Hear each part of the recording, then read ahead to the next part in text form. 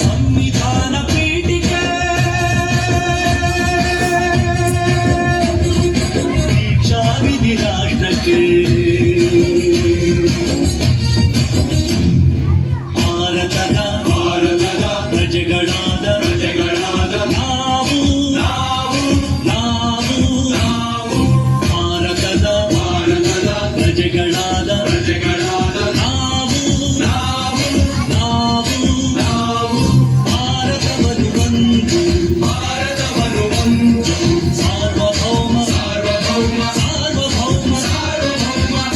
ಸಮಾಜವಾದಿ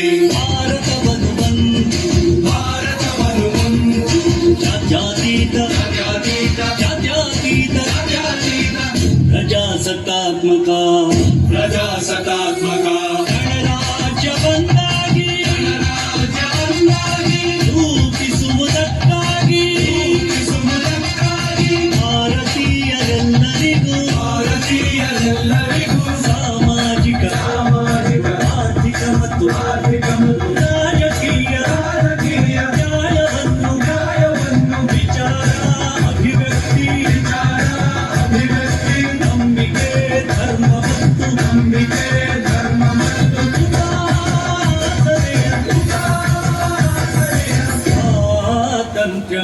ಸ್ವಾತಂತ್ರ್ಯವನ್ನು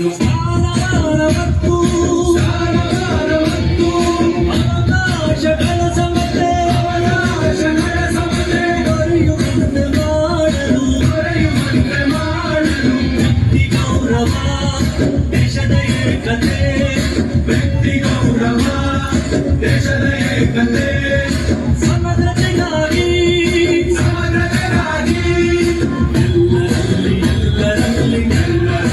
ಎಲ್ಲರಲ್ಲಿ ಭ್ರಾತೃತ್ವ ಭಾವವನ್ನು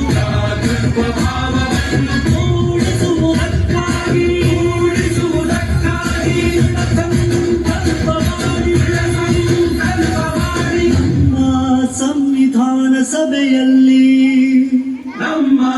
ಸಂವಿಧಾನ ಸಭೆಯಲ್ಲಿ 1949 ನವೆಂಬರ್ ತಿಂಗಳ 26 ದಿನ ಈ ಸಂವಿಧಾನವನ್ನು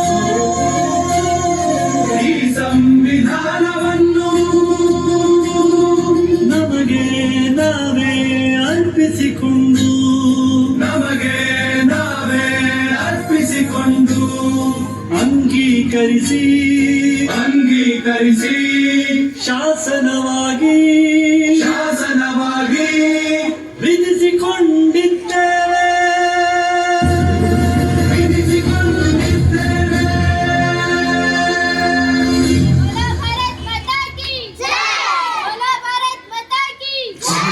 ಹೊಸ ಬಾಡಿಗೆಯವರು